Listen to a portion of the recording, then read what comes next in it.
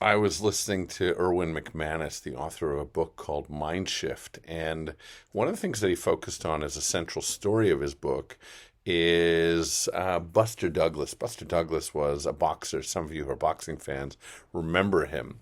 Why? Because he was, I believe, a 42 to 1 underdog who beat Mike Tyson. And most of us aren't that. But most of us are similar in certain ways, probably not in our speed or in our strength, but in terms of our human nature and our thought processes. So, what's the essence of the book and why is it called Mind Shift? I think what McManus tries to do in his book, really, and does actually effectively, is talk about the internal life of this guy and of all of us. Because whenever somebody's talking about a person, it's an archetype, it's a mirror into ourselves, a chance to see what's similar or dissimilar, what do we relate to, what draws us to read further or listen further, and ultimately, what might actually motivate us to change in a way that is visible, noticeable, and beneficial.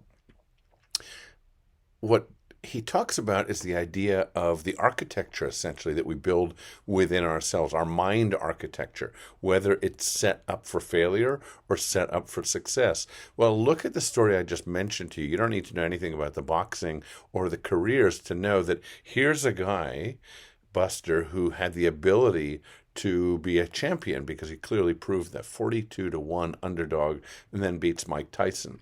But his next important fight was against Evander Holyfield, and he wasn't in good shape and he wasn't in a good position. Of course, he got knocked out early.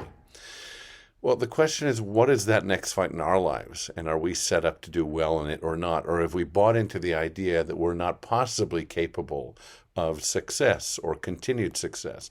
What often happens, I think, in the lives of celebrities, we hear about one-hit wonders. One-hit wonders are often people who either had the ability to write one good song or had the architecture within themselves, call it the soul structure, to only do one thing rather than more.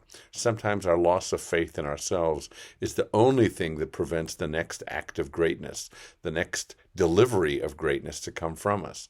So you may not be a boxer, maybe not. You may not even be a song maker, possibly not. But tomorrow, in fact, let's go more immediate to the next moment, is your next creative output. And the question is, what are you building within yourself and what are you changing in terms of the structure of your beliefs about yourself and your ability to move forward to success, after failure, inevitably, and after success? In childhood, we learn that we stumble and we fall. I often think that's got to be the only reason we have knees, because the Creator realized we're going to fall down, and the only way to get up is if you have a bending point and the ability to move based on your structure back to standing. So that tells you something about our nature, which is we're destined to fall and to stumble and ultimately to climb up again.